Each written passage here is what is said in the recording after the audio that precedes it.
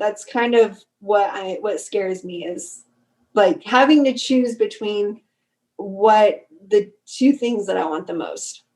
Yeah. Yeah. I definitely feel you on that. And I just say, I don't think you'll have to choose, but it's going to work out the way it's meant to. And you'll just know. You'll just know. So that's exciting. That's so exciting.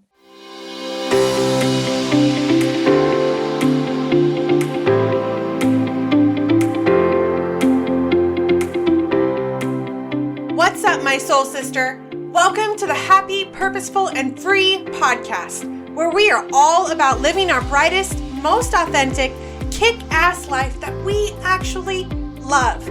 My name's Katrina, and I'm your guide, obsessed with giving you the tools to help you get from where you are now to where you want to go in life, relationships, and business. This podcast is all about having fun, showing you there is more to the sober life and the real talk, as we share inspiring stories, tips, and tricks to help you boldly pursue your life. You are not alone in this deal, so let's do this thing together.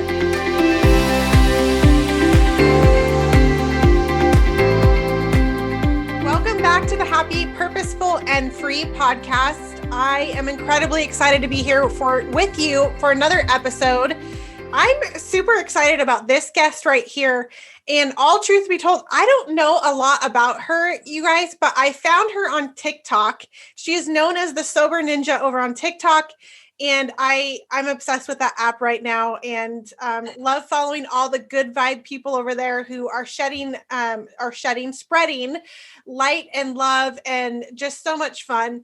And Kendra Nyrkkanen, she was 15 when she started drinking. At 17, she drank every weekend and then got engaged and was with him for quite a while.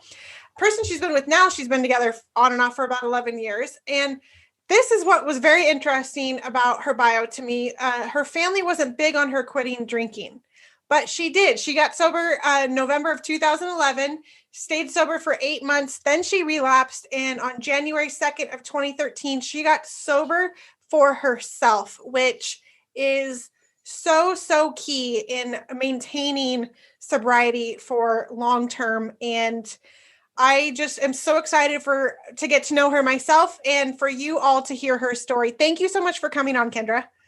Thank you for having me. I'm super excited to be on and just to share my story yet again. I love sharing my story because it helps other people. You know, if you recover out loud, it lets them know that they're not alone in this. Yeah, 1,000% over. And I am so excited to see people more and more recovering out loud and sharing their story, because I know for me, it was vital that I knew that I wasn't alone. Like, that was a big factor when I first got sober. And I think the more that we know we're not alone, that's like a huge fear that nobody really talks about, is we just don't want to be alone. And it's so important in that aspect. And so, as I shared, I found her over on TikTok. I was drawn to the Sober Ninja because I'm like, this must be a really badass chick, because she's doing the ninja stuff. And I loved her hair color. It's blue. You all know I'm a blue and purple. And so, and I just loved her light and her message and the fact that she was just vulnerable there. So TikTok, tell me first of all, what got you started on that platform? I got laid off last year. So, after about like 7 or 8 months of being laid off, I finally got on it and was like, okay, I'll just kind of see what this app is about.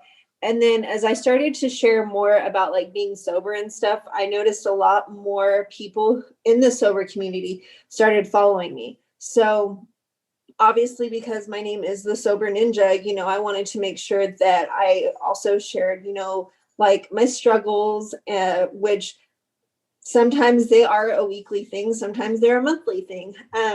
But I wanted to share, everything that I could and use my platforms for people who are struggling quietly, those that don't want to come out and say, I'm an addict or I'm an alcoholic.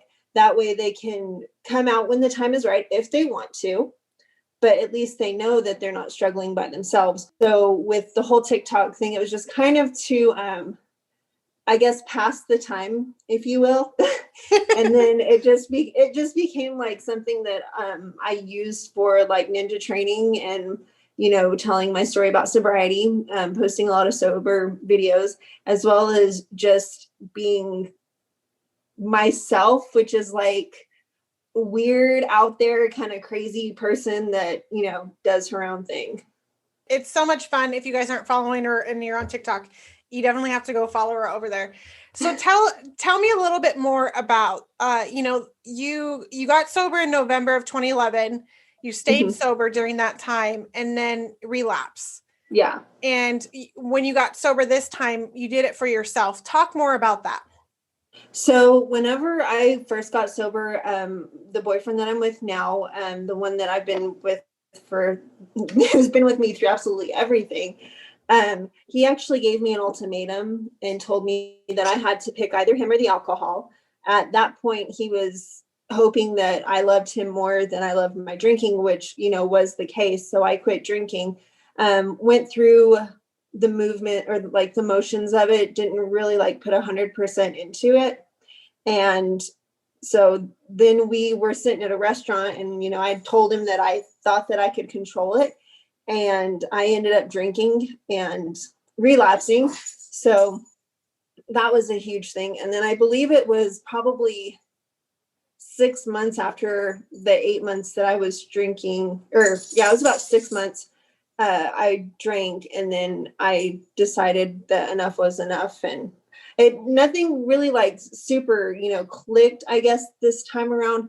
It was just kind of like, look at what I'm doing to my life. I'm pretty much like destroying my life, and I didn't want to lose him. So it was get sober, or, I'm going to lose, this amazing guy. Yeah. How did you know there was a problem with alcohol, like the first time you tried to get sober?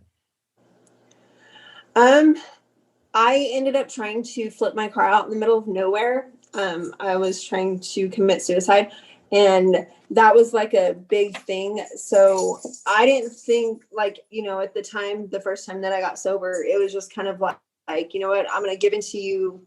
I'll do what you want me to do, and I'll go through the motions. I don't really care. And that was like a huge thing, was that I was so selfish in my addiction. And even after probably 3 or 4 years after my addiction, like I was, in recovery, and I was still being like super selfish about it. So, it's taken me a while to gain his trust back. And I, still after 8 years, I fully don't have it back. And I don't think, it takes years and years and years to gain somebody's trust back that you completely broke and destroyed. So it was just kind of to the point where, the first time I didn't see that I had a problem. And then, the second time around, I actually saw that I had a problem, that I really could not have alcohol in my life, or else I was going to lose absolutely everything. Yeah, I think it's what you said there about building that trust back takes a long time. And I know that's true. I think that there are times, even my own husband, I mean, he still at times is just like, yeah, I'm not sure. Like there's little red flags that will come up for him every now and again. And even though he knows, but still, like if there's a trigger there, that if something I say or do, and, not purposely, obviously, but like it could still bring up that trigger, like, wait a minute, and it gets you to question yourself for a moment. Yeah. And that's kind of how his thing is, because, as, addicts, we have like certain behaviors that sometimes we resort back to, and we don't really even notice it either. And then our partner sees that, and they're like, okay, like this is your behavior before, whenever you were in your active addiction, as well as like whenever you were trying to recover. And they see those little things that we do, our actions and stuff, or even like the tones in our voices or whatever. And that's kind of like a trigger. They think that we're going to resort back to that stuff. And so it has taken me a while to, like I said, I'm still gaining a lot of stuff that I lost because of my addiction. Yeah, definitely. I so resonate with that. And I think that's such an important, powerful story. So what has sobriety brought for you? What has it been like for you?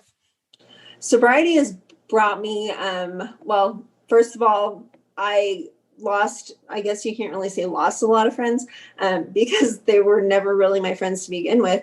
I lost a lot of people that were in my life after I quit drinking. It's kind of given me like clarity on what I wanted out of life. I started going to school.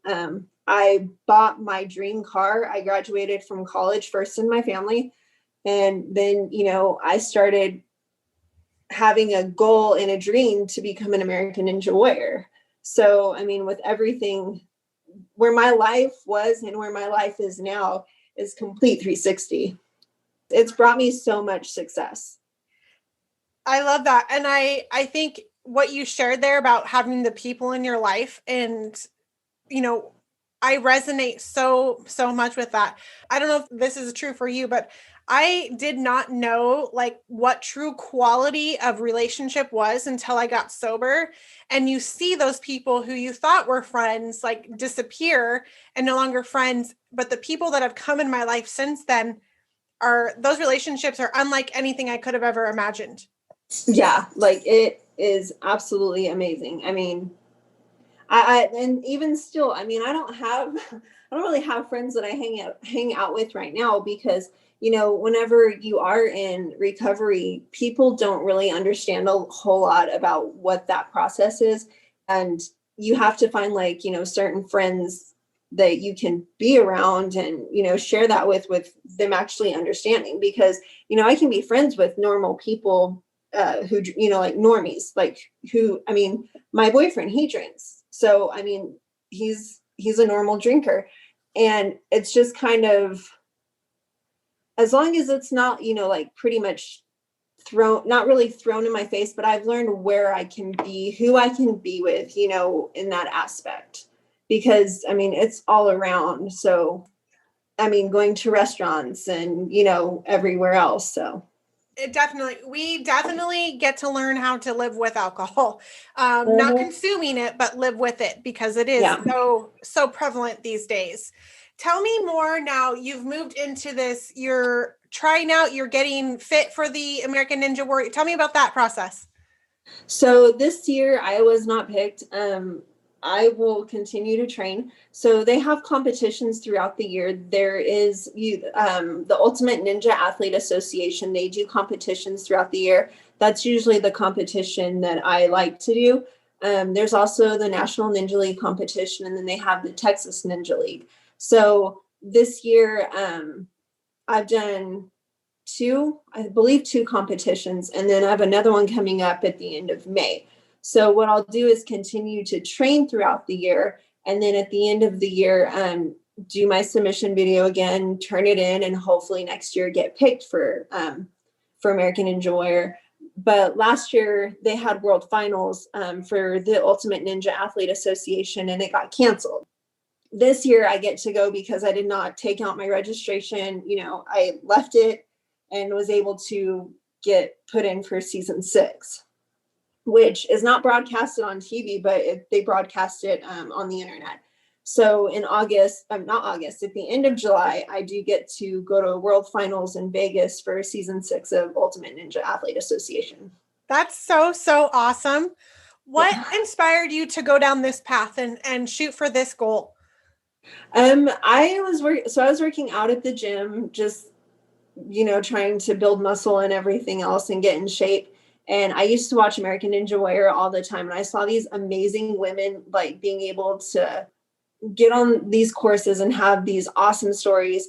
And I was like, you know what? I can do that. Like, I want to do that. I feel like with my story, I can inspire people. I can show people that no matter what your background or no matter like where you were in your past, that like your future can be so much brighter. Plus, I have 2 nieces and a 14-year-old sister that I want to set a good example for. I love it. I think it's so awesome. I think it's so like badass. And I'm cheering you on for that. And just to keep going, because you're definitely inspiring people with all that you are sharing.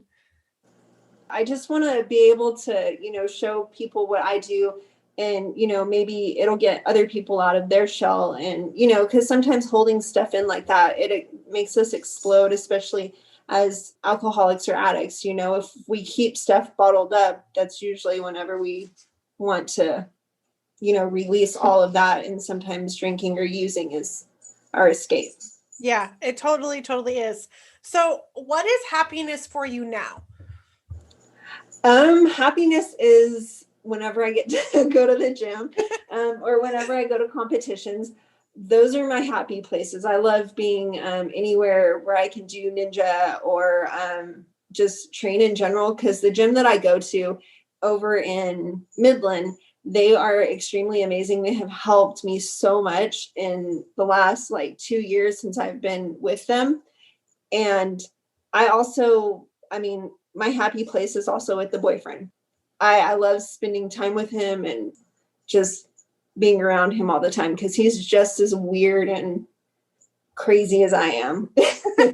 He gets me. He understands me. I love that. That is so, so important for sure. So if you were to look back at, Kendra back during her using years and drinking years, what is something you want her to know from the person who you are now? That it's okay not to please people. Mm. That Yeah. it's okay to go a different path than what everybody else wants you to do.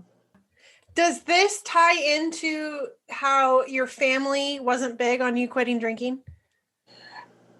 Yeah, and it wasn't so much that they were, I could say, big on me quitting. It was just kind of like they didn't believe that I was actually an alcoholic.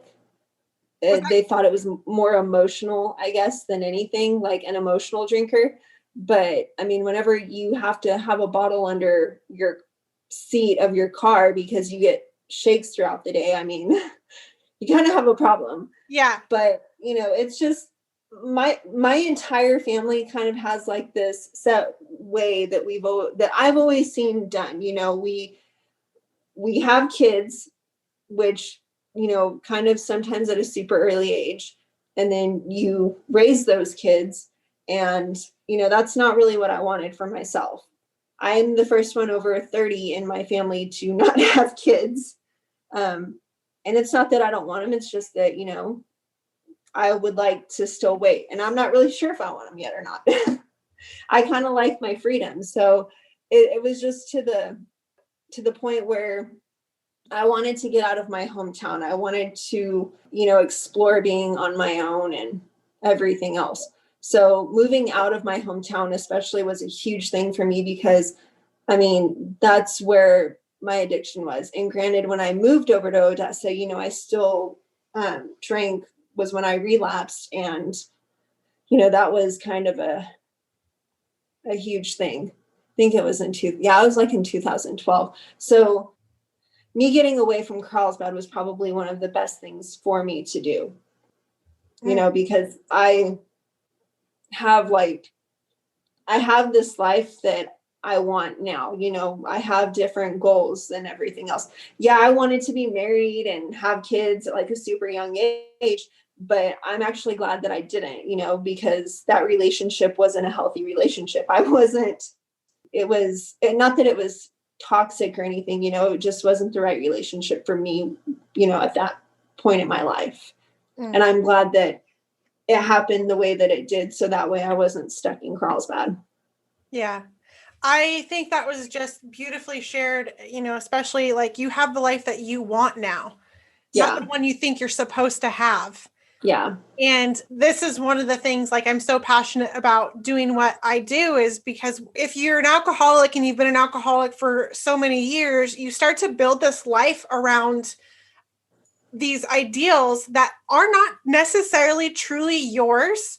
They're based upon how we grew up from our family or things that you see from the outside world, and you're under the influence of alcohol. And so there's that huge factor there. And so when we remove alcohol and we're kind of going okay, now what do I do? Now what do I, I'm living this life that truly isn't mine because I made it based upon the decisions while I was under the influence of this alcohol. And I love helping, women navigate through that. And I think it's beautiful that you've discovered that for yourself. I get to live the life I actually want now. Yeah. And for a while, it kind of, I had this whole thing of how I wanted my life to be. And then it kind of took, like, not really like a detour, but as I started to go through recovery and everything else, do like my AA and everything, I started to be like, okay, well, I don't want to be stuck in this profession for the rest of my life. I should go to school for something to, make money. And I understand, a lot of people don't go to college and they make a lot of money, and that's awesome. I'm 33 now, and it's taken me this long to go through college and everything else, and I'm still not done because I did take a break off this semester to focus more on training me, just in case I wouldn't have made it on the show, and I wanted to make sure to have that time available. But I never really had like a backbone growing up, even with like the friends in high school. And even some friends after high school, I let them walk all over me and everything else. And now it's just kind of like, I'm going to do what I want to do. And if you don't like it, then, bye. I'm good with you leaving. Yeah. I love that so, so much. I'm excited to continue to watch your journey unfold and just like I said, cheer you on and see you spreading your light. What is that one thing that like, oh my gosh, if I could do this in the next couple of years, that would be so awesome, but you're kind of afraid to say it out loud? My huge thing, like I said, because I don't know if I want kids or not,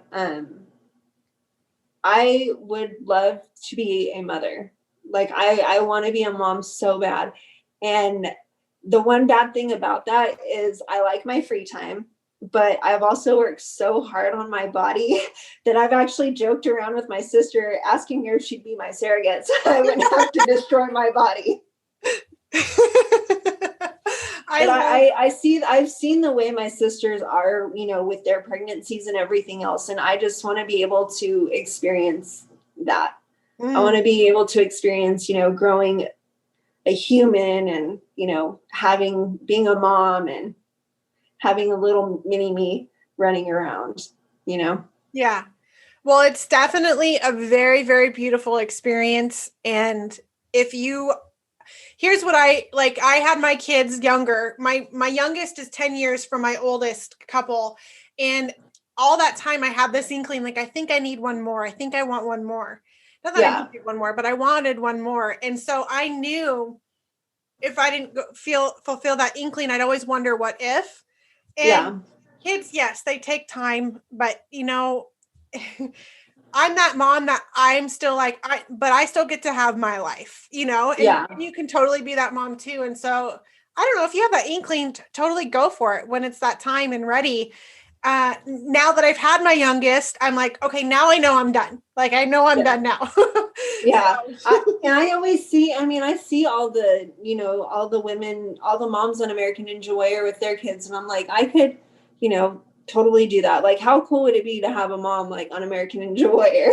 Right? Yes. It would be so cool. My little sister doesn't think it's so cool, but she's also a teenager. So she's like, no. Yeah. Yeah. She wouldn't get it. No.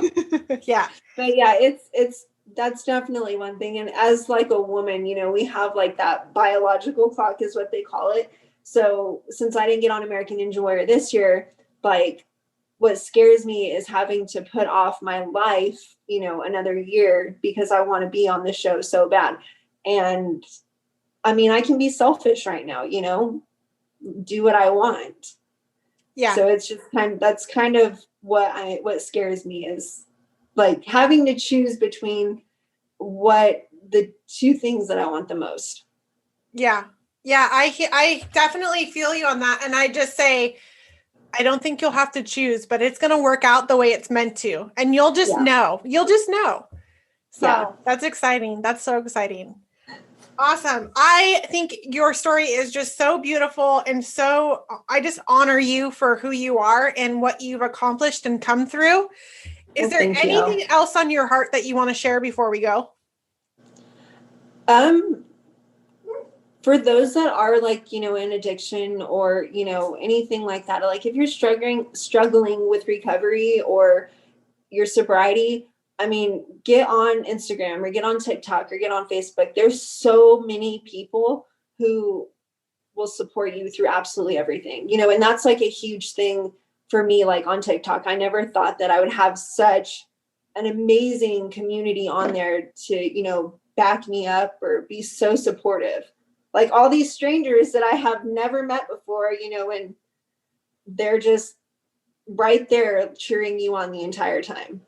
Yeah. 1,000%. The community on social media for recovery right now is just so cool. It's just huge as well. So thank you so much for coming and sharing your story with us. Well, thank you for having me. I really enjoyed this, and I'm so glad I was able to do this. So am I. Thank you so much. Thank you.